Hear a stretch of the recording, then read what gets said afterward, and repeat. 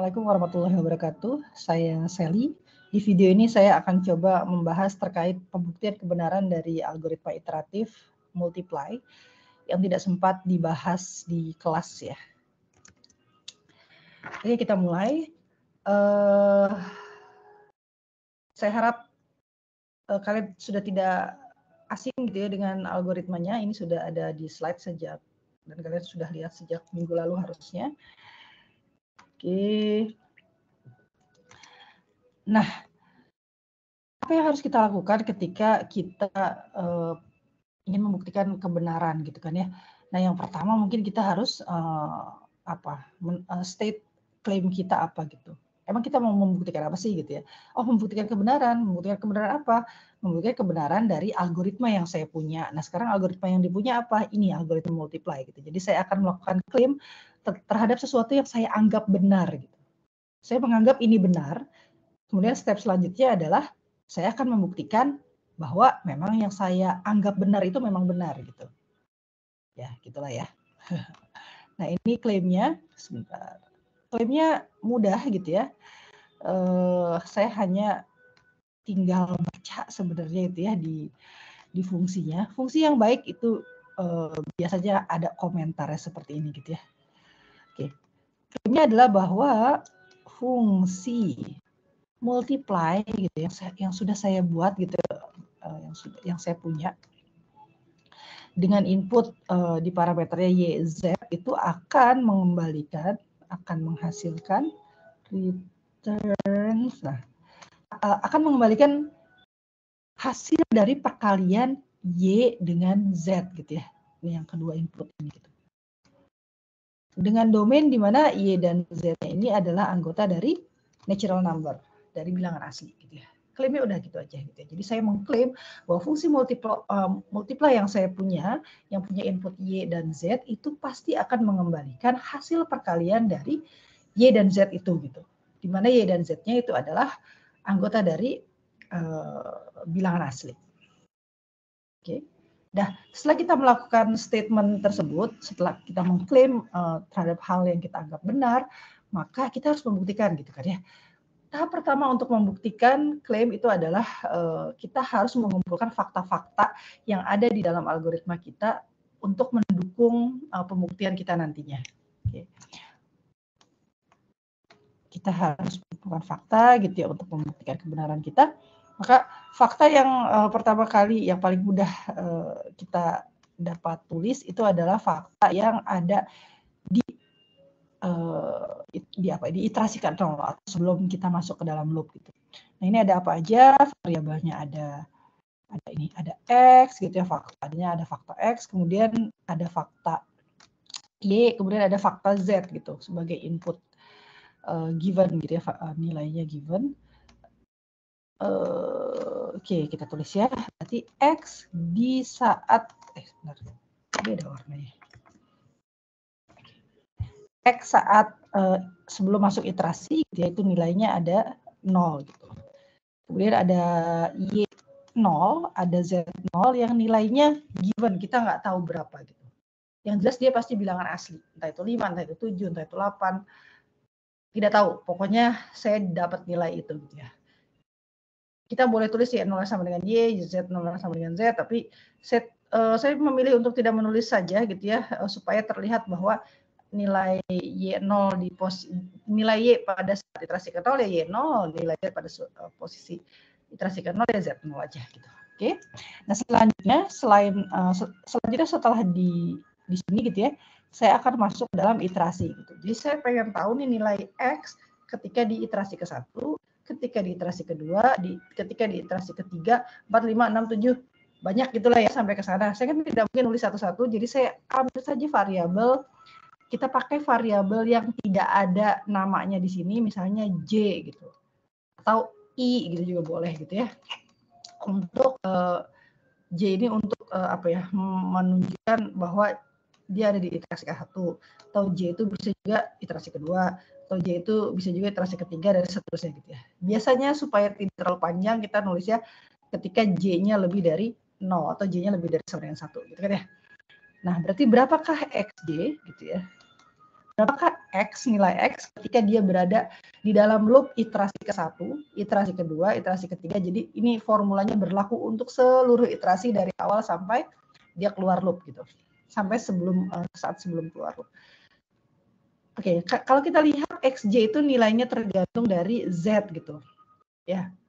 Mikirnya jadi harus lebih panjang, jadi kita skip dulu aja. Kita masuk ke YJ dulu saja gitu ya, yang berada di luar if. Oke, berapakah nilai Y ketika di iterasi ke J? Nah, kalau di sini kan ada nih ya, tinggal tulis ulang aja, katanya 2 kali Y gitu ya, 2 kali Y. Nah, Y-nya adalah nilai Y saat apa gitu? Saat iterasi yang bersangkutan kah? Atau saya ambil nilai Y-nya dari mana? Oke, kita lihat aja. Ini Y ini sebelum ada tulisan Y ini, di sebelumnya ada tulisan Y di mana? Di sini kan ya.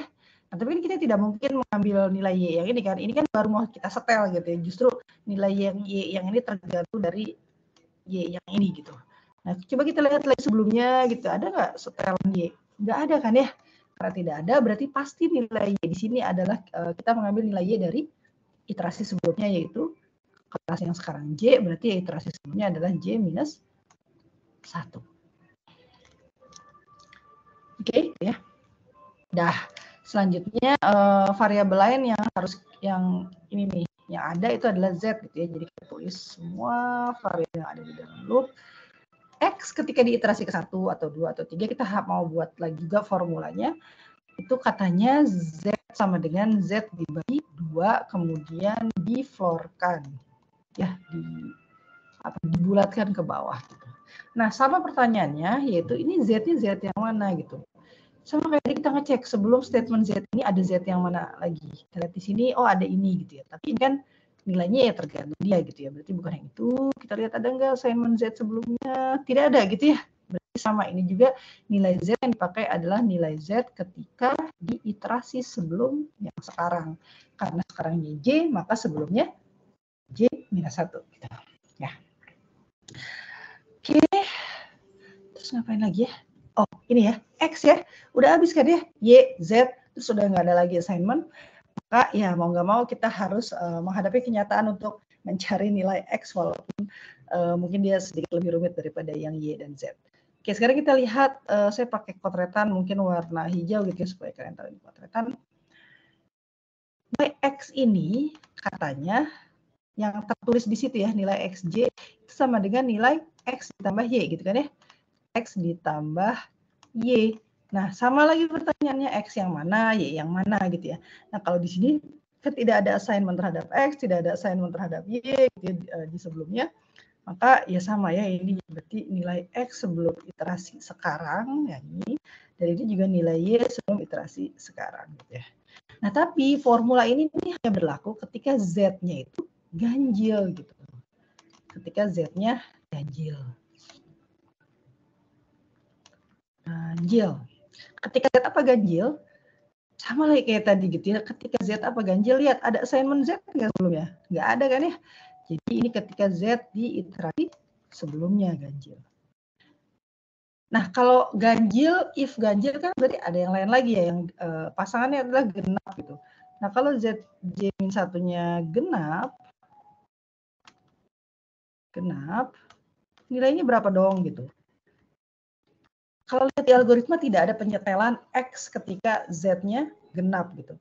Artinya X di iterasi sekarang itu tidak berubah kan nilainya dari iterasi sebelumnya karena tidak ada penyetelan apa-apa gitu, tidak ada assignment apapun. Jadi ya sudah kita tulis saja seperti ini gitu. Oke, nah sekarang pertanyaannya berarti kita harus menulis apa di formula ini karena formulanya cuma boleh ditulis satu saja, nggak bisa ada if-ifan gitu ya. Kalau kita perhatikan, ini sebenarnya mirip gitu ya. Persamaan itu mirip. Yang sampai sini ini sama gitu. Tuh, sama deh bahwa XJ sama dengan XJ minus 1. Nah, ya udah kita tulis aja dulu ya yang sama gitu ya. Bahwa XJ sama dengan XJ minus 1. Nah, tapi kan nggak boleh beda tadi. Masa ini jadi hilang kan nggak bisa kan gitu ya. Nah, supaya itu hilang, ya udah deh. Kalau gitu di sini saya tulis juga deh YJ minus 1 nih biar sama gitu. Loh, tapi kan jadi maksa gitu ya. kalau bisa ditulis YJ minus 1 di sini kan artinya salah, karena XJ sama dengan XJ minus 1 plus YJ minus 1 itu kan tidak sama dengan XJ sama dengan XJ minus 1, gitu, beda. Oh, oke deh, kalau gitu saya, karena itu nggak boleh, deh kalau gitu saya kalikan dengan 0 gitu. Boleh nggak kalau kayak gini? Boleh kan ya? Karena Y-nya itu kan katanya tadi bilangan asli gitu ya. Kalau bilangan asli dikalikan dengan 0, bilangan asli apapun dikalikan dengan 0 itu kan pasti hasilnya 0 gitu. Berarti tidak mengubah apapun kan? Jadi kalau XJ sama dengan XJ minus 1, boleh dah kan saya tulisnya sebagai XJ sama dengan XJ minus 1 plus 0 gitu. Nggak masalah kan ya? Oke, nah berarti udah muncul YJ minus 1-nya. Tapi kalau yang ini, supaya sama formulanya, ini saya kalikan dengan 1 kan, nggak boleh dikalikan dengan 0 dong. Ya. Oke? Nah, berarti tugas kita hanyalah mencari bagaimana caranya untuk memunculkan 1 ketika Z-nya ganjil, dan bagaimana caranya memunculkan angka 0 ketika Z-nya genap. Mudah-mudahan sampai di situ mungkin ada beberapa mahasiswa yang sudah cering gitu ya, sudah ring the bell gitu ya. Oh iya gitu ya, karena kayaknya sudah sudah bosan atau sudah hafal gitu ya, kalau Z itu ganjil bagaimana cara menyatakannya. Oh, berarti dia kalau dibagi 2 sisanya 1 gitu ya. Kapan suatu bilangan itu genap? Oh, kalau dia dibagi 2 sisanya 0 gitu ya. Gitu kan? Ya, mudah-mudahan begitu ya. Ya, jadi ini genap ini apa? Kalau si bilangannya si SJ-1, kalau saya mod dengan 2 itu hasilnya 0 kan gitu. Ya. Kapan dia 1? Oh, kalau dia ganjil gitu ya. Gimana cara menulis kalau dia ganjil? Kalau di mod dengan 2 sisanya hasilnya 1 gitu ya. Sisa hasil pembagiannya 1. Ya, gitu ya. Jadi karena sekarang sudah sama, boleh dong saya tulis di sini bahwa ini adalah ditambah Y-J-1 dikalikan dengan Z-J-1 mod 2 gitu.